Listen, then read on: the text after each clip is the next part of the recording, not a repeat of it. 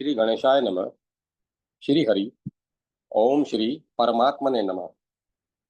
श्री हनुमान अंक। अद्भुत पराक्रमी श्री हनुमान।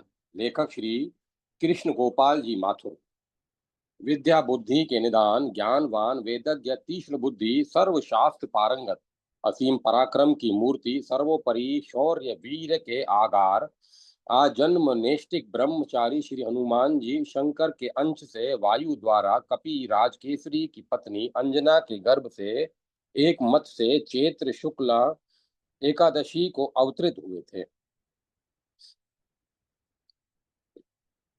श्री हनुमान जी ने अनंत कोटि ब्रह्मांड के नायक मर्यादा पुरुषोत्तम श्री राम की सेवा में संलग्न होकर ऐसे ऐसे अद्भुत कार्य किए जिनका और किसी से होना सर्वथा असंभव था।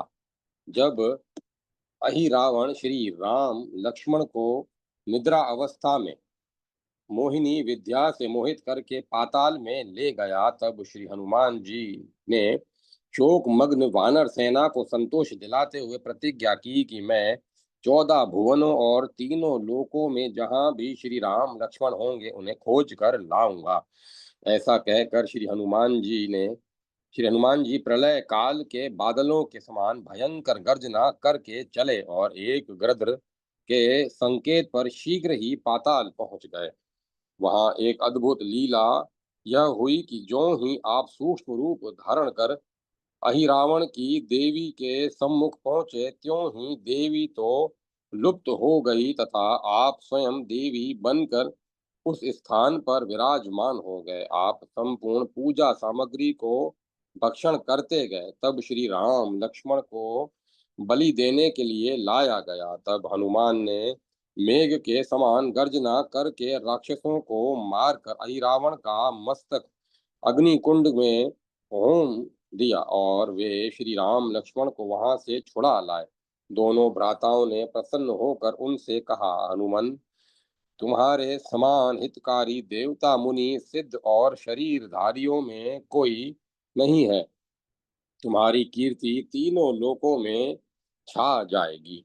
समुद्र को लांघना, सीता जी को खोजना, अशोक वाटिका को उजाड़ना, लंका को जलाना, संजीवनी बूटी को लाना, राक्षसों के साथ भयंकर युद्ध करना आदि ऐसे शौर्य युक्त अद्भुत कार्य श्री हनुमान जी द्वारा संपन्न हुए हैं कि गोस्वामी तुलसीदास जी ने हनुमान चालीसा में कहा है कि राम दूत हनुमान अतुलित बल धाम, महावीर विद्यावान गुणी अति चातुर कुमति निवारक और सुमति के संगी हैं। जिन्होंने विकट रूप धारण कर लंका जलाई, भीम रूप धारण कर असुरों का संहार किया और स्वामी श्री राम के सब काम सुधारे। जगत के जितने दुर्गम कार्य हैं वे सब उनकी कृपा से सुगम हो जाते हैं।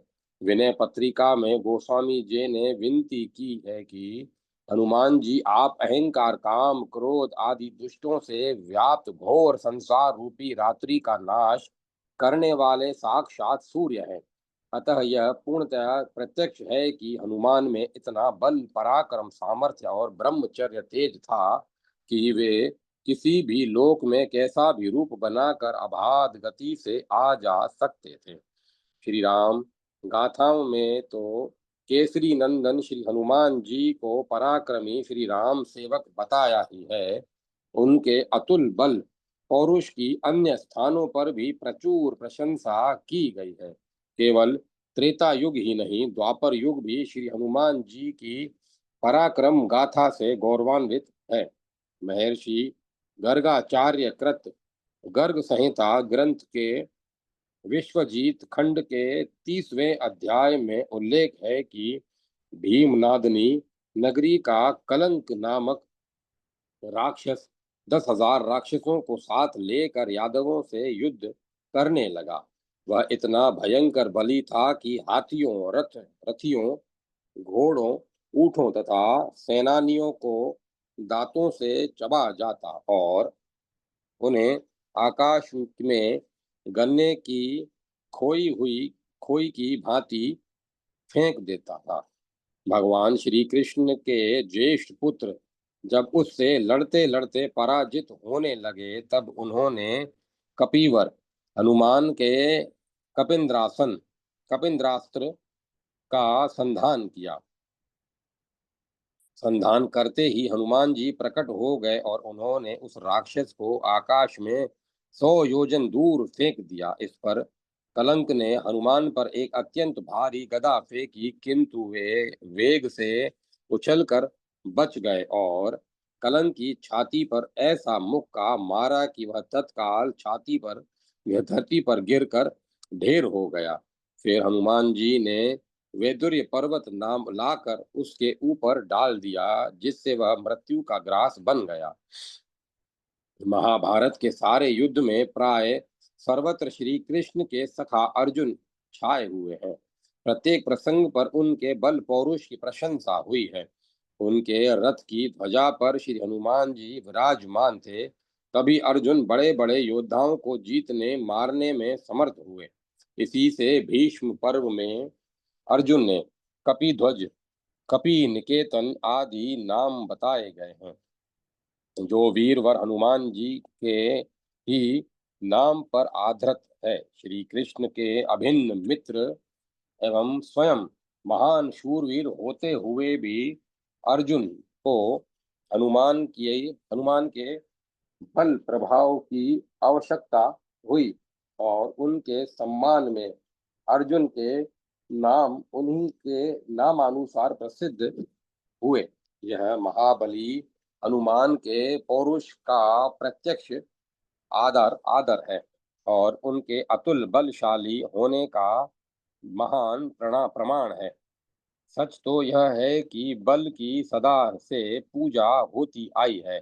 देश काल और पात्र के अनुसार व्यष्टि समष्टि राष्ट्र एवं समाज के में यश धन धान्य की प्राप्ति एवं सुरक्षा के लिए हमें पग पग पर बल की आवश्यकता है। ऋग्वेद में बल की महिमा का कई स्थानों पर वर्णन है।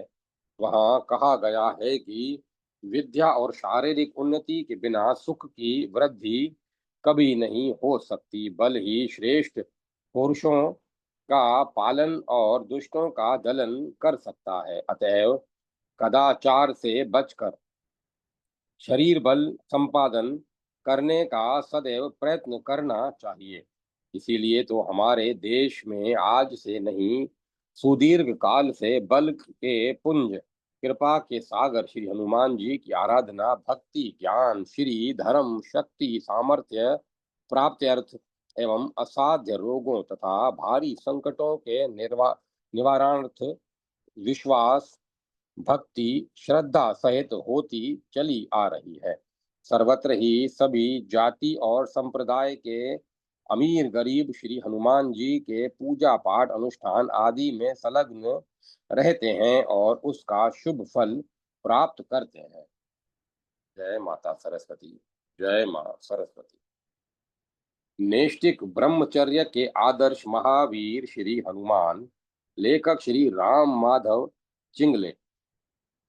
अत्यंत प्राचीन काल से पुण्यभू भारतवर्ष ने अनेक ऋषि मुनियों तपस्वियों तथा नैष्ठिक ब्रह्मचारियों को जन्म दिया है, जो केवल भारत के लिए ही नहीं अखिल जगत के लिए नलाम भूत है। श्री हनुमान जी उनके कारणों से श्री हनुमान जी अनेक कारणों से आदर्श ब्रह्मचारियों के अग्रगण्य हैं। श्री समर्थ रामदास स्वामी आपके विषय में कहते हैं, जगी धन्य तो मारुति ब्रह्मचारी। अर्थात जगत में धन्य हैं वे ब्रह्मचारी हनुमान।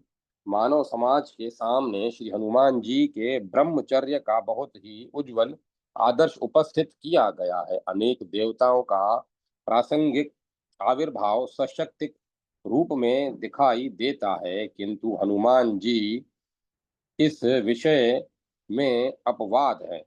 जन्म सिद्ध ब्रह्मचर्य यही आपका स्वरूप लक्षण है। आपकी माता ने आपसे कहा था, जो तुम्हारा यह लक्षण पहचानेगा वही तुम्हारा स्वामी होगा।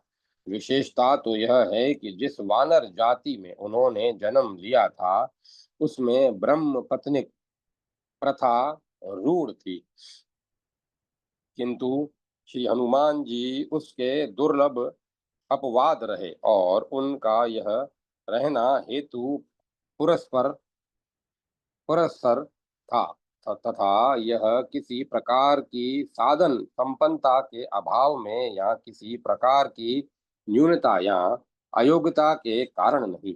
आप कपींद्र सचिव उत्तम थे तथा जीवन के प्रत्येक क्षेत्र में असाधारण योग्यता और अलौकिक गुणों से संपन्न थे। यदि आप चाहते तो भोग विलास में जीवन व्यतीत कर सकते थे, किंतु फिर भी आप इस प्रकार के जीवन से सर्वथा अस्पृष्ट रहे, इसीलिए आप धीर कहे गए हैं। महाकवि कालिदास के अनुसार धीर वे ही हैं जो विकारों के निमित्त उपलब्ध होने पर भी अपने मन को निर्विकार रख पाते हैं। मतवाले हाथी तथा खूंखार व्याघ्र सिंहादि पर विजय पाने वाला मनुष्य वीर होता है, किंतु अपने मन को जीत कर कामदेव पर विजय पाने वाला मनुष्य महावीर होता है। श्री भर्तहरि ने यथार्थ ही कहा है। श्री हनुमान जी इन्हीं दुर्लभ कोटि के लोगों में हैं, इसीलिए आप महावीर संज्ञा के पात्र हुए।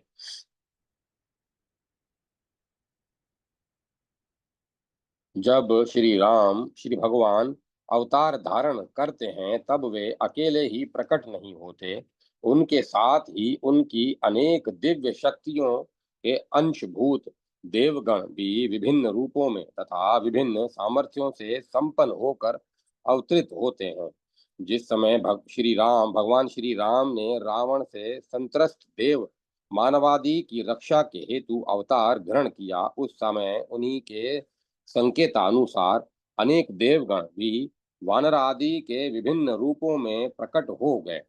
उनके अनन्य भक्त कैलाशनाथ भूत भावन भगवान श्री शंकर जी ने समाधि अवस्था में ही भगवान श्री राम के अवतार धारण करने का संकल्प जान लिया और अपने एक अंश से अपने आराध्य देव के प्रमुख सेवक के रूप में आविर्भूत होने का निश्चय कर लिया। इसी आशय से श्री गोस्वामी तुलसीदास जी कहते हैं, हरे ते भे हनुमान, हर ते भे हनुमान। इसीलिए समर्थ स्वामी रामदास जी ने श्री हनुमान जी को महारुद्र का अवतार कहा है। यह अवतार श्री शंकर जी के शक्ति सहित न धारण करके अकेले ही धारण किया, अतएव नैष्ठिक ब्रह्मचर्य आपके इस अवतार का मुख्य लक्षण है। कामारी और अनन्य श्री राम भक्त तो आप थे ही, इसीलिए इस व्रत का आपने अनायास पालन करके मानव जाति के समान ब्रह्मचर्य का एक उज्जवल आदर्श उपस्थित किया है। अल्प शक्ति मानव को आचरण विषयक और उज्जवल चारित्र्य विषयक शिक्षा देना, यह भी भगवत अवतार का एक महत्वपूर्ण प्रयोजन होता है। इसी आशय से इसी आशय से श्रीमद् भगवत में कहा गया है, मेरे प्रभु का मानव रूप में अवतार लेकर राक्षसों के वध के लिए नहीं है, इसका मुख्य उद्देश्य तो मानवों को शिक्षा देना है। ये वचन स्वयं श्री हनुमान जी के मुखारविंद से अपने आराध्य प्रभु श्री रामचंद्र जी की स्तुति के रूप में निकले हैं। एक प्रकार से ये वचन स्वयं उन्हीं पर लागू होते हैं, क्योंकि उनके अवतार का भी यह एक प्रमुख उद्देश्य है। ब्रह्मचर्य की महिमा अत्यंत प्राचीन काल से वेदों, उपनिषदों तथा इतिहास पुराण आदि में गाई गई है। अथर्ववेद का तो एक संपूर्ण सूक्त ब्रह्मचर्य और ब्रह्मचारी की अपरिमित महिमा दिखलाने वाला है। छंदोपनिषद में ब्रह्मचर्य की महिमा विस्तृत रूप से बतलाई गई है। ऋषि मुनि अपने शिष्यों को दीर्घ काल तक ब्रह्मचर्य के पालन करने का आदेश देते थे। अन्य उपनिषदों तथा श्रीमद् भगवत गीता में ब्रह्मचर्य को ब्रह्म पद की प्राप्ति का साधन बतलाया गया है। महाभारत मोक्ष धर्म का निम्न श्लोक इस विषय में प्रसिद्ध है। ब्रह्मचर्य पर ब्रह्म का ही रूप है। वह सब धर्मों में श्रेष्ठ है। उसके द्वारा मोक्ष रूप परम गति प्राप्त होती है। पद्म पुराण में ब्रह्मचर्य को सबसे श्रेष्ठ तप कहा गया है। इस अमित महिमा में ब्रह्मचर्य की व्याख्या तथा लक्षण भिन्न भिन्न स्थानों पर विभिन्न प्रकार से बताए गए हैं। लिंग पुराण के अनुसार यतियों एवं ब्रह्मचारियों के लिए मन से, वाणी से, शरीर से तथा कर्म से मैथुन की प्रवृत्ति न होना ही ब्रह्मचर्य है। दक्ष संहिता में अष्टविध ब्रह्मचर्य का स्वरूप निम्न श्लोकों में बतलाया गया है। अष्ट ब्रह्मचर्य के पालन में निम्न 8 बातों से बचना आवश्यक है। स्त्रियों का काम भाव से स्मरण, उनके अंग प्रत्यंग तथा सौंदर्य आदि का वर्णन, उनके साथ काम भाव पूर्वक हंसी विनोद, उनका काम भाव से दर्शन, उनके साथ एकांत में काम बुद्धि से संभाषण, कामासक्त होकर उनकी प्राप्ति की अभिलाषा, उनके साथ रमण करने का निश्चय एवं प्रत्यक्ष समागम, इस प्रकार ब्रह्मचर्य का पालन तसी धारा व्रत के सदृश है। समाज में रहते हुए विशेषतः श्री हनुमान जी जैसे अधिकार के पद को संभालते हुए अष्टविध ब्रह्मचर्य का पालन करना खेल नहीं है। यह बहुत बड़ी तपस्या है। किंतु श्री हनुमान जी इस विषय में कितने खरे थे, इसका परिचय उनके जीवन की एक ही घटना के द्वारा हो जाता है। ब्रह्मचारी के लिए स्त्रियों की ओर देखने का भी निषेध है। श्री हनुमान जी लंका में मां जानकी की खोज करने के लिए गए थे। इसके लिए उन्हें रात्रि के समय रावण के रनिवास की अनेक सुंदरी स्त्रियों को ध्यान पूर्वक देखना पड़ा। बाध्य होकर ही उन्हें यह करना पड़ा। यह एक तरह का संकट धर्म था। यदि स्त्रियों की ओर देखकर ब्रह्मचर्य व्रत का अक्षरशः पालन करते हैं तो जानकी जी के खोज रूप प्रभु कार्य का संपन्न करना संभव असंभव हो जाता है।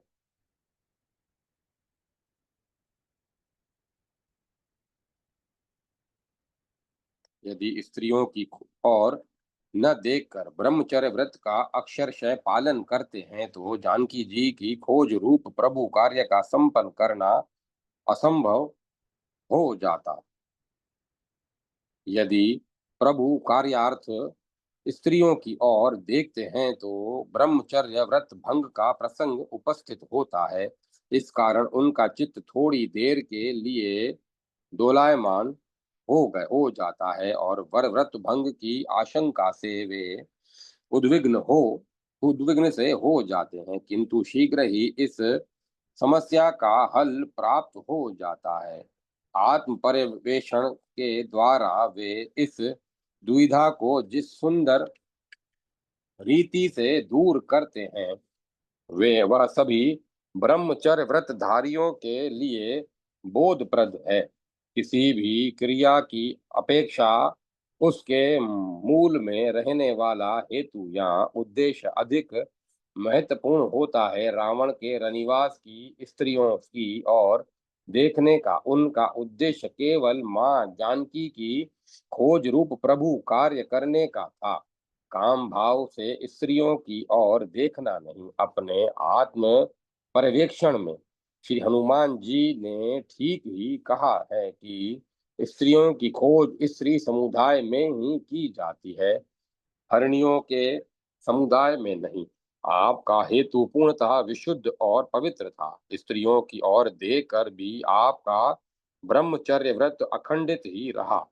क्योंकि उनकी ओर देखकर भी आपका मन पूर्ण रूप से निर्विकार रहा। वस्तुतः अपरिहार्य कारणों के उपस्थित होने पर स्त्रियों की ओर देखना दोषपूर्ण नहीं, किंतु उनकी ओर कामासक्त होकर पाप बुद्धि से देखना दोषपूर्ण है। पूर्ण रूप से ब्रह्मचर्य का पालन करना असंभव नहीं तो अत्यंत कठिन अवश्य है। जो आजन्म ब्रह्मचर्य का पालन करता है उसके विषय में कहा गया है कि वह देव ही है, मनुष्य नहीं। सदेवो न तु मानुष्य। अब प्रश्न यह है कि इसके पालन का प्रमुख उपाय क्या है। इसका नष्ट स्पष्ट उत्तर यही है कि जहाँ काम तहाँ राम नहीं, और जहाँ राम नहीं काम। महात्मा गांधी ने वैवाहिक जीवन में ही ब्रह्मचर्य का व्रत लिया था, और इसके पालन के लिए उन्होंने उनके जीवन उन अनेक प्रयोग किए थे, किंतु अंत में वे इसी निष्कर्ष पर पहुंचे थे कि पूर्ण ब्रह्मचर्य का पालन राम नाम या भगवत भक्ति द्वारा ही संभव है। जाबल दर्शन उपनिषद में ब्रह्मचर्य का यही अर्थ दिया गया है। ब्रह्म भाव के ब्रह्म भाव में मन का विचरण करना ब्रह्मचर्य है। जिसका जीवन भगवन में हो गया हो, वही सच्चा ब्रह्मचारी हो सकता है। श्री हनुमान जी उच्चतम कोटि के श्री राम भक्त थे।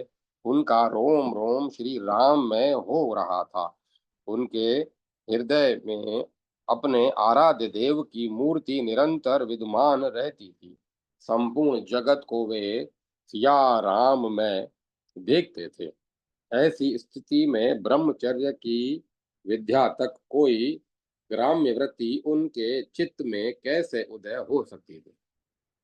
ब्रह्मचर्य एक ऐसी तपस्या है जिसको सिद्ध कर लेने पर मनुष्य अनेक दिव्य तथा दुर्लभ गुण प्रकट हो जाते हैं।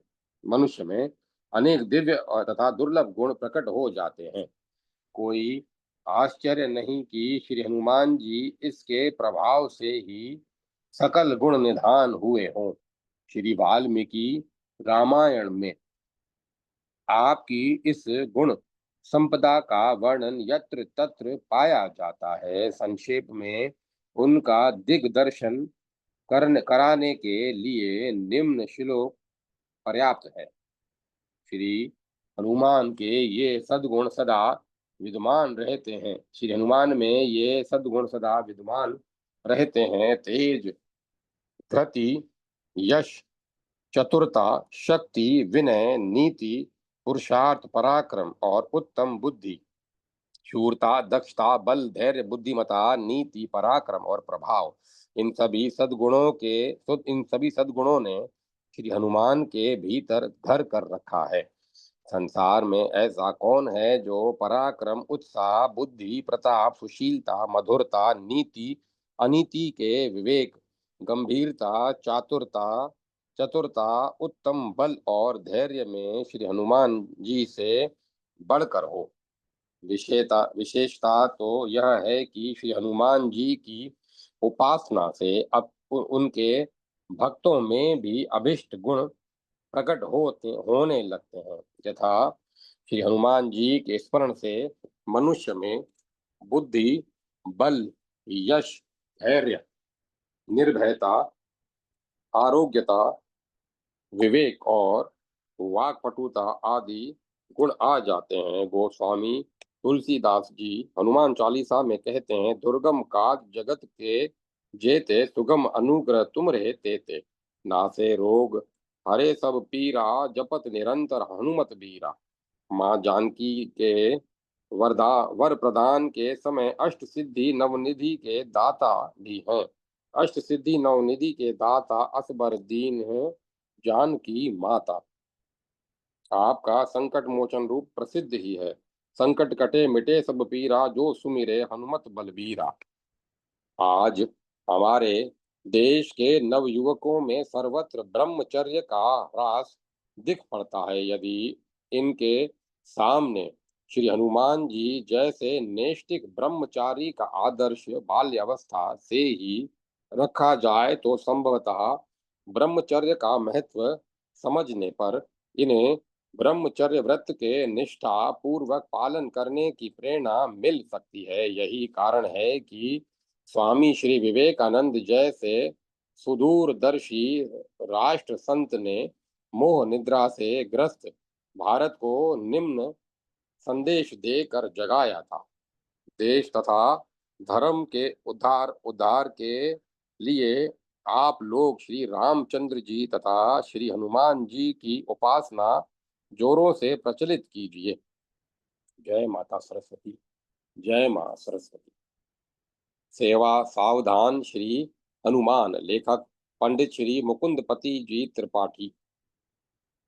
श्री राघवेंद्र सरकार के अडिंग पायक राम रति रूपी रुचिर रसायन के अप्रीतम स्वादविद मनसा वाचा कर्मणा सत्य धर्म व्रति जानकी नाथ चरणानुरागी शूर शिरोमणि साहसी सुमति समीर कुमार श्री हनुमान जी की मजल मंगल मोदमयी मंजुल मंगल मोदमयी मूर्ति का सर्वाधिक सम्मोहक पक्ष है। उनकी सेवा सावधानता जिसकी परिधि में समुद्र संतवर्ण रावण मद मर्दन कुंभकर्ण गर्भ खरवीकरण मेघनाथ मख विध्वंसन निकुंभ निपातन धूम्राक्ष धूलि धूसरण त्रिशिर शिर संहरण अकंपन उर कंपन अति काय काय संकोचन अक्षय अक्ष वक्ष विदारण एवं द्वेषौधि अनायन से लेकर भाव विभल हो चुटकी बजाने तक के व्यवहार सम्मिलित हैं। अपने इन्हीं परम सुजान राम गुलाम के गुणों पर रिझे हुए मनसा वाचा कर्मणा गुलाम तुलसी मन की वचन की कर्म की तिन्हु प्रकार तुलसी तिहारो तुम साहेब सुजान हो। आनंद उच्छ्वासित हो जय जयकार कर उठते हैं। जयति सिंहासनासीन सीता रमण निरखी निर्भर हर्ष नृत्यकारी राम सम्राज शोभा सहित सर्वदा तुलसी मानस रामपुर विहारी। राम गुलाम तू ही हनुमान गुसाई सुसाई सदा अनुकूलो बड़भागी अंगद हनुमाना चरण कमल चापत विधि नाना। पुण्य श्लोक पवनात्मज के चरित्र का केंद्रीय भाव है। राम गुलामी और राम गुलामी का प्राण तत्व है सेवा सावधानता सेवा धर्म परम गहन है। यह योगियों के लिए भी अगम्य है। आगम निगम प्रसिद्ध पुराना सेवा धर्म कठिन जग जाना सिर भर जाऊं उचित अस मोरा सब ते सेवक धर्म कठोरा। सेवा धर्म हाँ, परम परम गहनो योगी नाम अपगम्य संपूर्ण छल त्याग कर श्यामी की कर पग नयनवत सेवा करना ही सेवक धर्म संहिता का स्वर्णिम नियम है। और से स्वामी ही सर्व भाव छल त्यागी सेवक कर पग नयन सो। और हनुमान जी इस नियम के सुविज्ञ हैं। इस धर्म के विषय विशेषज्ञ हैं पूर्ण पंडित हैं। श्रेष्ठ सेवक के जिन गुणों का उल्लेख निम्नोक्त विदुर वचन में हुआ है वे सभी उनके व्यक्तित्व में जगमगा रहे हैं। जो सेवक स्वामी के अभिप्राय को समझकर आलस्य रहित हो समस्त कार्यों को पूरा करता है जो हित की बात कहने वाला स्वामी भक्त सज्जन और राजा की शक्ति को जानने वाला है उसे अपने समान समझकर कृपा करनी चाहिए। उनके समग्र व्यक्तित्व के विनयशीलता और अनुशासन का मणि कांचन संयोग सर्वत्र दिखाई पड़ता है। उनकी अतुलनीय सेवा का स्मरण करते ही श्री रामचंद्र जी मुक्त कंठ से पुकार उठते हैं, मुनीश्वर, मैंने तो उन्हीं के बाहुबल से विभीषण के लिए लंका शत्रुओं पर विजय, अयोध्या का राज्य तथा सीता लक्ष्मण मित्र और बंधु जनों को प्राप्त किया है। यदि मुझे वानर राज सुग्रीव के सखा हनुमान नहीं मिलते तो जानकी का पता लगाने में भी कौन समर्थ हो सकता था। आइए अब इन सेवक शिरोमणि की सेवा सावधानता के कुछ श्लोकों का सिंहवाल सिंहावलोकन किया जाए। श्री लक्ष्मण लाल जी को श्री सीता रक्षण कार्य भार सौंपते हुए श्री राम जी जिन चार बातों का उल्लेख किया है, श्री राम जी ने जिन चार बातों का उल्लेख किया उन्हीं में सेवा सावधानता का मर्म भी छिपा है। सीता केरी केरहु रखवारी, बुद्धि विवेक बल समय विचारी। बुद्धि विवेक बल और काल का विचार रखकर ही सेवा धर्म का संपादन संभव है। बुद्धि व्यवसायत्मक का होती है, वह कार्य में प्रवृत्त करती है। विवेक व्याकरण व्यवहार व्यवहार करणात्मक होता है, वह कार्य कार्य वस्थिति क्रम में सदस्य सदसत पक्षों की विवेचना कर संपादन का मूल उपादान है और समय का विचार अनुकूल हवा देकर नाव खोल देने के समान है। श्री हनुमान जी के व्यक्तित्व में इन चारों गुणों का सगुम्फन हुआ है सुगुम्फन हुआ है। वाल्मीकि रामायण में भी आकाशचारी जीव उनकी प्रशंसा करते हुए कहते हैं, वानरेंद्र, जिस पुरुष में तुम्हारे समान धैर्य, सूझ, बुद्धि और कुशलता ये चार गुण होते हैं, उसे अपने कार्य में कभी असफलता नहीं मिलती। मति और दृष्टि शब्द बुद्धि और विवेक के वाचक हैं। दक्षता कुशल कुशलाचरण की सूचिका है तथा धृति तो बलवानों एवं वीरों का प्रथम लक्षण और अन्यतम भूषण ही है। हनुमान चरित्र में स्थल स्थल पर उपर्युक्त चारों गुणों के पुष्टिकारी प्रसंग बिखरे पड़े हैं। पहले उनके दर्शन हम सुग्रीव सचिव के रूप में करते हैं, तत्पश्चात राम सेवक के रूप में एक तो एक एक और वे नित्य ग्रीव सुग्रीव बंधु तो हैं, तो दूसरी ओर वे भानुकुल भानु कीर्ति पताका है। प्रत्येक स्थान पर वे अपने इस द्विविध व्यक्तित्व का सफल निर्वाह करते हैं। आत्म परिचय देते हुए वे श्री सीता जी से निवेदित करते हैं, मैं शुभ्र प्रदे हे शुभ्र प्रदे, मैं तो कौशलाधिपति परमात्मा श्री राम का दास और वानर राज सुग्रीव का मंत्री हूँ तथा हे शोभने, संपूर्ण जगत के प्राण स्वरूप पवन देव का पुत्र हूँ। क्या सुग्रीव सचित्व, क्या राम दासत्व, प्रत्येक प्रसंग में हम उन्हें परम सावधान पाते हैं। श्री सुग्रीव सेवक हनुमान जी की सेवा सावधानता। श्री हनुमान जी के प्रथम दर्शन हमें ऋषिमुख पर्वत पर वाली भय ग्रस्त उद्विग्रह ग्रह उद्विग्र ग्रह हृदय सुग्रीव के साथ होते हैं। सुग्रीव के मानस पटल पर जागते सोते एवं स्वप्न में सदैव वाली की मूर्ति ही नाचती है। उस उनकी यह उनकी इस उन्मनी अवस्था में अनन्य सखा परिचारक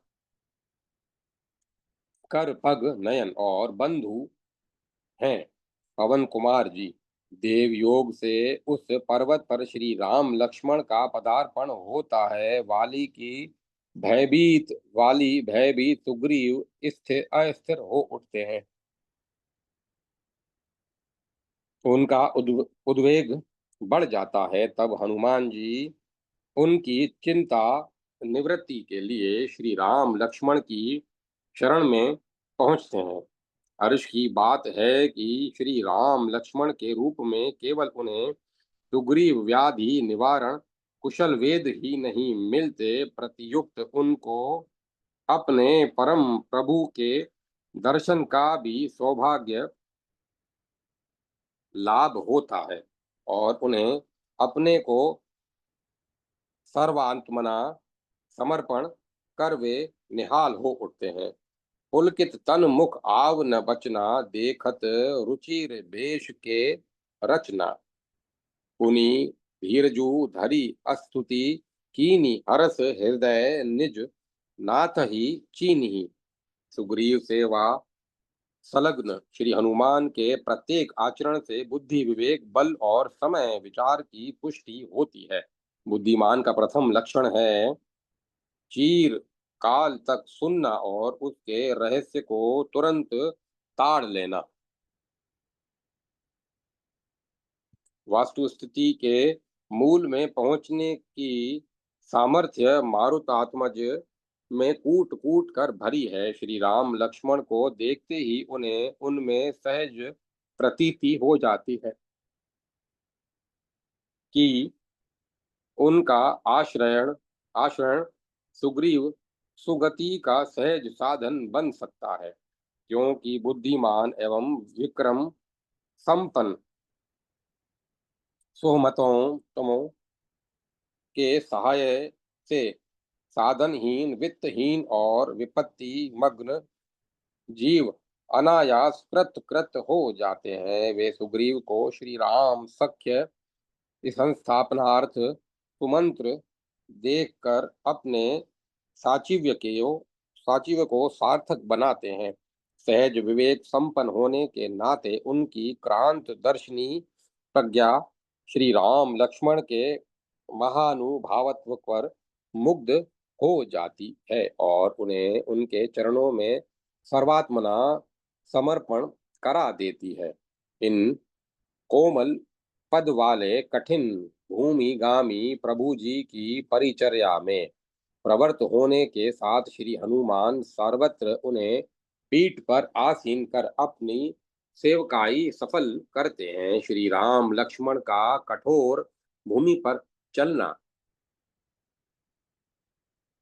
श्री हनुमान जी की आंखों में तीर कांटे की तरह गड़ने लगता है। महावीर जी के बल की तो बात ही क्या है।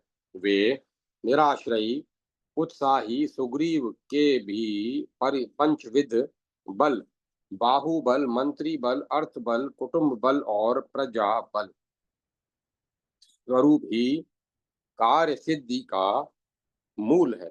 समय की पहचान समुचित काल का विचार और हानियों की हानि है समय च्युति। श्री हनुमंत लाल जी समय वन के परम सावधान पारखी हैं। इसीलिए आदि कवि ने मुग्ध होकर उनके लिए काल धर्म विषेद विद विशेषण का प्रयोग किया है। अवसर मिलते ही राम सुग्रीव सख्य दृढ़ीकरण दृढ़ीकरण के उद्देश्य से वे अग्नि प्रज्वलित कर संबंध समयक बंधन की गांठें कसकर बांध देते हैं। बाद में जब सुग्रीव भोग विलास में लुप्त हो श्री राम काज के प्रति अ- अनवधनता अनवधानता और आलस्य दिखाते हैं, तब सेवा सावधान हनुमान जी उन्हें कर्तव्य का स्मरण कराकर राम रोषानल से बचाते हैं और प्रतिज्ञा पालन के लिए प्रोत्साहित करते हैं। श्री राम सेवक के रूप में सावधानता, श्री रामदास के रूप में मारुत नंदन लीला के प्रमुख मर्म स्पर्शी प्रसंग हैं। समुद्र संतरण, दिव्य औषधि आनयन, सीता प्रबोधन, लंका निर्दहन, सुरारी सैन्य, सिंधु मंथन आदि, जिनमें उपर्युक्त चारों प्रकार की सावधानियों के अगणित उदाहरण भरे पड़े हैं। हनुमान लाल जी हनुमंत लाल जी के बुद्धि विवेक की झांकी प्रस्तुत करता है। रामायण का सुरसा प्रसंग सीता अन्वेषण जैसे विकट कार्य में प्रवृत्त श्री हनुमान जी की बुद्धि और बल की परीक्षा लेती है। नाग माता सुरसा जो बाहर से प्रतिकूल होते हुए भी अंतर आत्मा से उनके अनुकूल ही है। वह परीक्षक की निष्करुणता और निष्पक्षता का सम्यक निर्वाह कर संतुष्ट हो सफल सेवा समीर सुत जी को बल बुद्धि निधान की उपाधि प्रदान करके चली जाती है।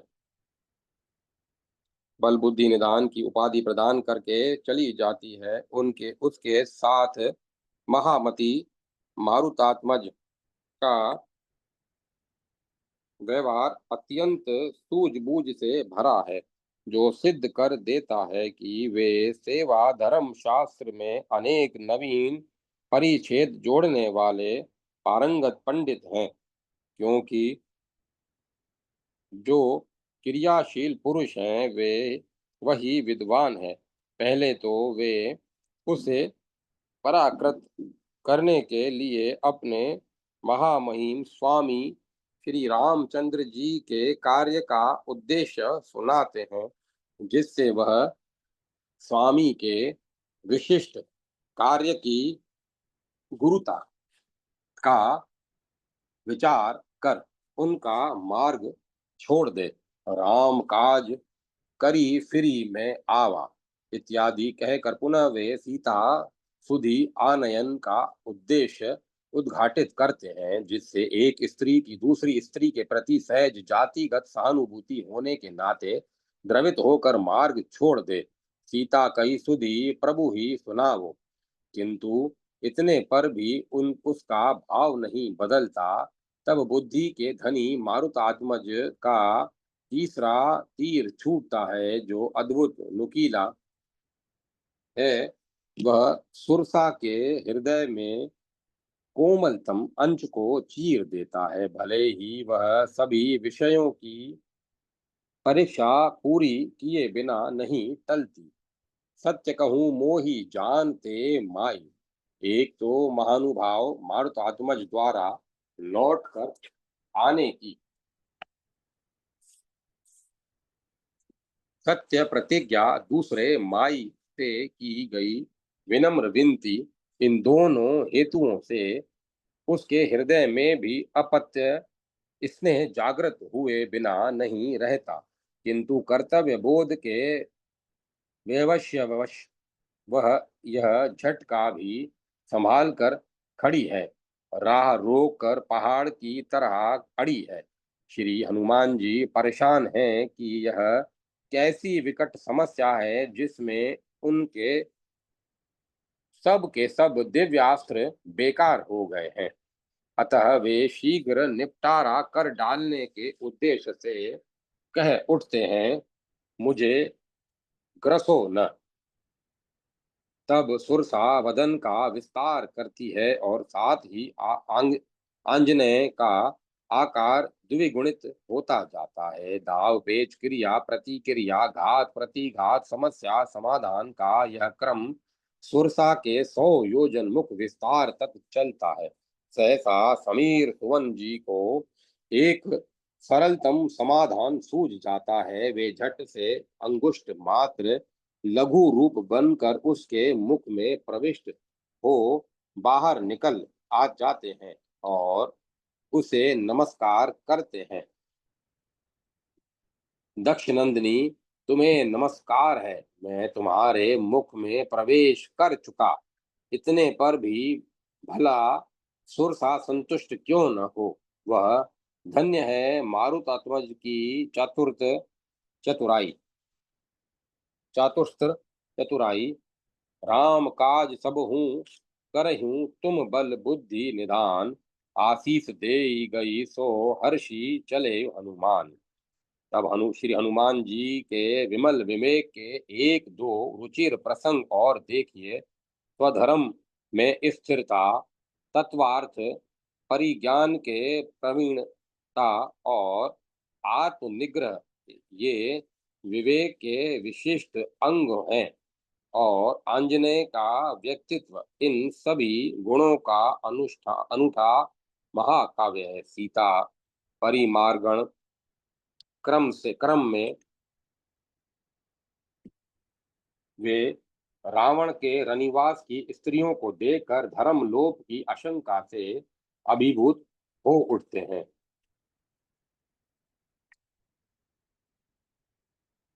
किंतु अविलंब ही अपने मन की विशुद्धता और विहित कार्य की अनिवार्यता का विचार कर वे आत्म निर्वेद से मुक्त हो जाते हैं। उनका दूसरा विवेक पूर्ण कार्य है विप्र रूप धारण कर विभीषण से परिचय करना, लंका का भेद लेना, सज्जन संपर्क सुख लूटते हुए स्वामी के कार्य की सिद्धि करना। उनका तीसरा विवेकपूर्ण कार्य है मेघनाथ द्वारा प्रयुक्त ब्रह्मास्त्र का प्रतिकार समर्थ होकर भी समादर करना। वे तो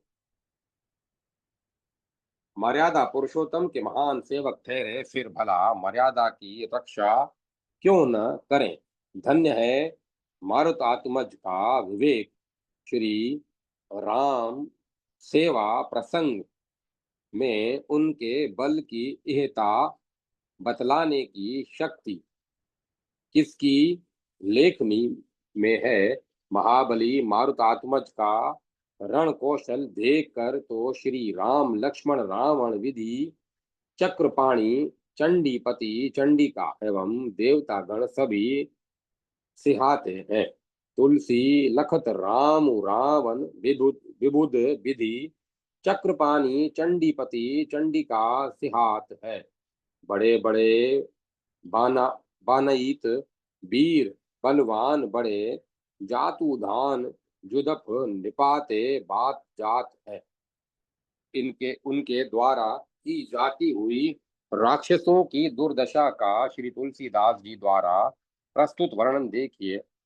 दब की दबोरे एक बारिधि के बोरे, एक मगन मही में एक गगन उड़ात है। पकड़ी पछारे कर चरण उखारे एक, चिरी फिरी डारे एक मिजी मारे लात है। और पवित्र कर लीजिए कानों को युद्ध क्रुद्ध रण कौतुक की कपिश की राम जय जयकार भरी गर्जना से। कतहूँ बिटप भूधर उपारी परसैन बरछत, कतहूँ बाजी सो बाजी मर्दी गजराज करछत। चरण चोट चटकन चकोट अरी और सिर बजत बिकट कटुक बिदरत बिरु बारिदु जिमी गजत। लंगूर लपेटत पटकी भट, जयति राम जय उच्चारत तुलसी पवन नंदनु अटल युद्ध कुर्द कौतुक करत। असुरा असुर मंडली तो उनके अलौकिक बल से संत्रस्त होकर दिशा विदिशाओं में उनकी मूर्ति ही देखती है। कैसी बेचैनी है, उसे आंख मूंद लेने से भी उसका कल्याण नहीं। मूंदे आंखी हिये के उधारे आंखी आगे ठाड़ो, धाई जाई जहां तहां और कऊ को किए। अब समय विचार के कुछ नमूने देखें। ओ ही काल व्यतिषु मित्र कार्येषु वर्तते स कृत्वा महतो अर्थान मित्रार्थेन युज्यते। कार्य साधना का उपयुक्त अवसर बीत जाने के बाद जो मित्र के कार्य में लगता है वह बड़े बड़े कार्यों को सिद्ध करके भी मित्र के प्रयोजन को सिद्ध करने वाला नहीं माना जाता।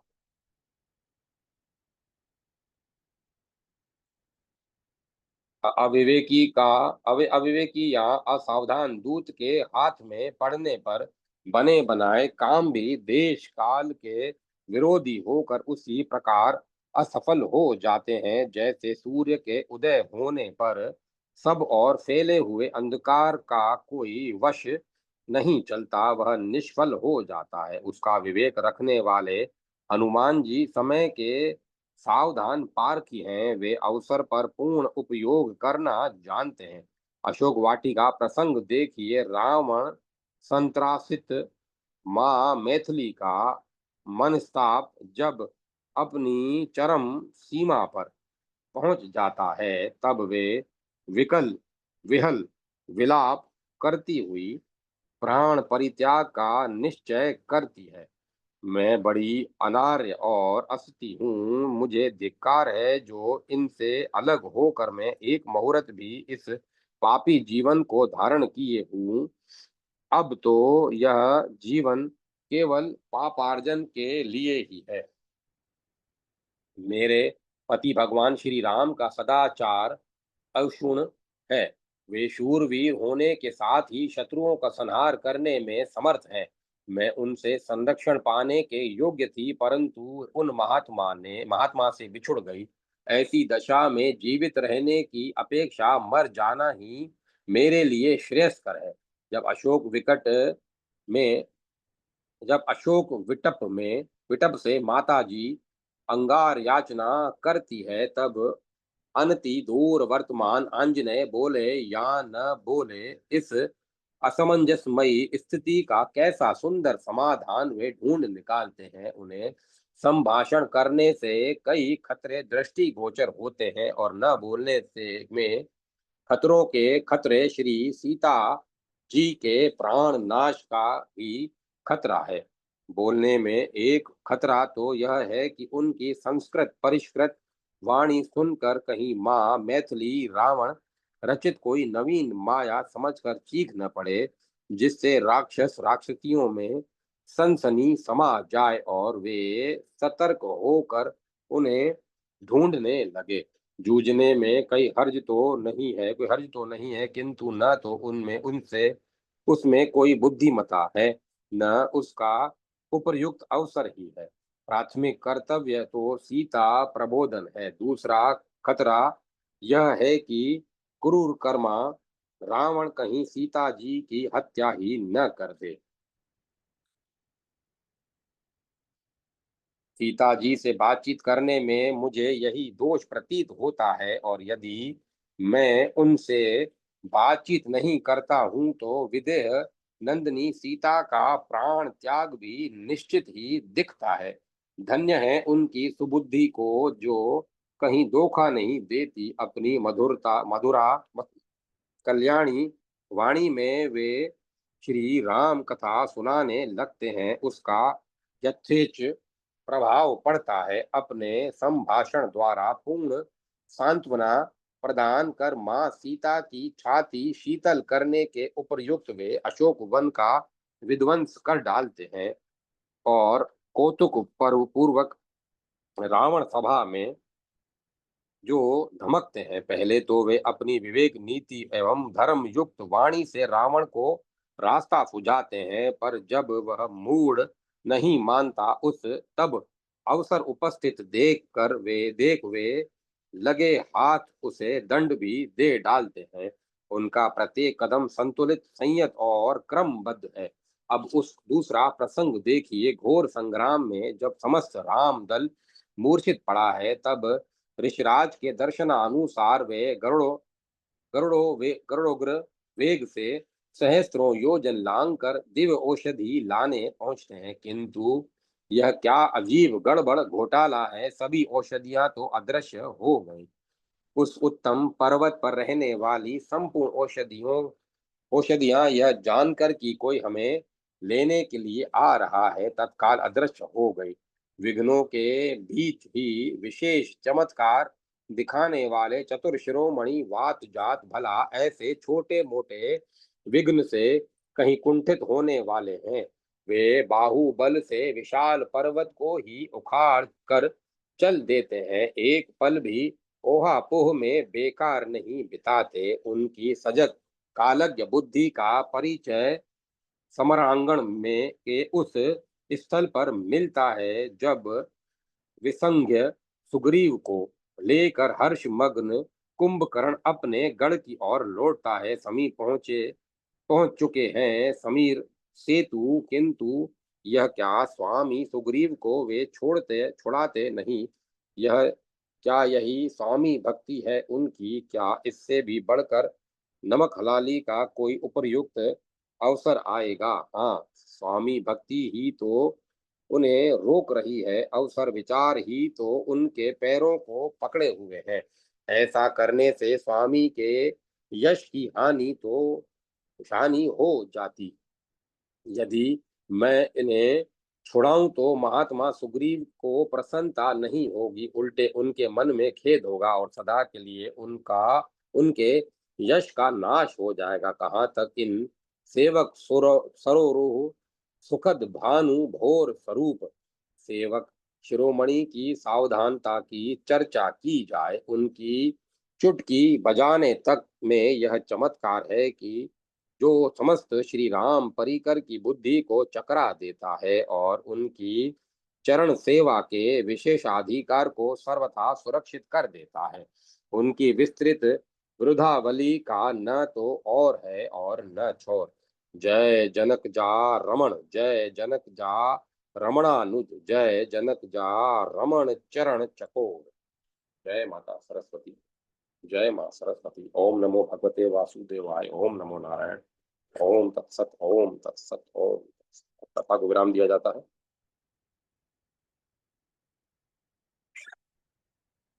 ओम तत्सत।